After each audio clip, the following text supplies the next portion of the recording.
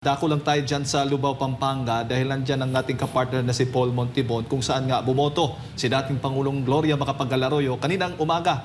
Paul, kumusta? Naging proseso naman ng botohan dyan sa lugar mo?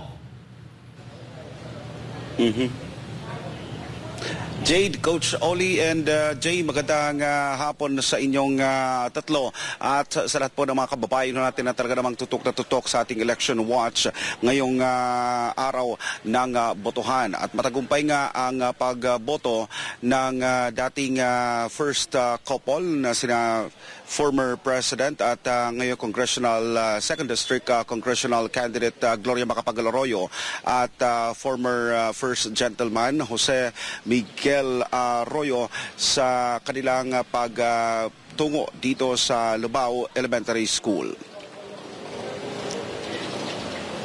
Ganap na alas 11:30 ng umaga, nagdumating ang dating Pangulong Gloria Macapagal-Arroyo kasama ang kanyang asawa na si former First Gentleman Jose Miguel Arroyo sa Lubao Elementary School para bumoto sa halalan ngayong taon.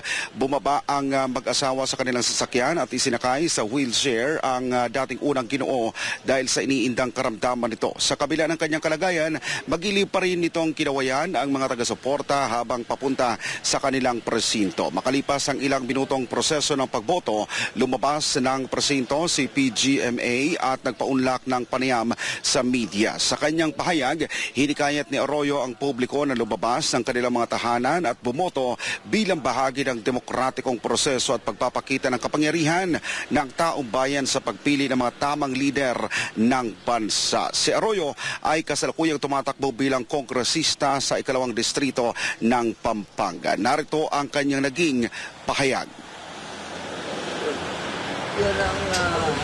Yun ang pinaka ginagawa natin pag sa demokrasya. Pipili natin ang mga ngatawan sa ating kapakanan.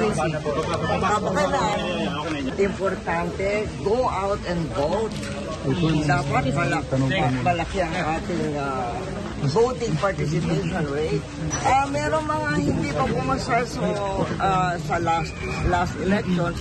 Siyempre, economic legislation, mga, and if ever I will do some, and then a lot of yung priorities ng administration, tapos priorities ng ating distrito, that have to be filed.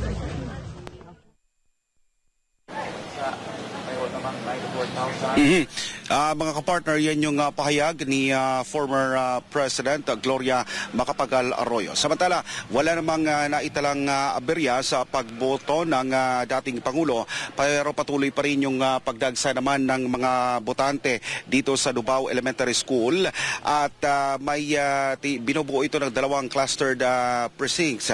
At ang dalawang clustered precincts na ito, mga kapartner, Jade, ay pareho na silang nasa lagpas 50% ang voters turnout at hinihintay pa ang iba pa ng mga botante na magtungo dito sa kanilang lugar para bumoto. At samantala, patuloy pa rin ang paalala ng mga kinatawan ng electoral boards na magdala ng pananggalang sa init gaya ng sombrero, gaya ng pamaypay, payong at tubig dahil sa patuloy pa rin ang mainit na panahon na nararanasan dito sa lalawigan ng Pampanga. Yan muna ang ating latest update mula dito sa lalawigan ng Pampanga. Balik sa studio, mga kapartner. Yan, maraming salamat Paul Montibon live mula dyan sa Lubao, Pampanga.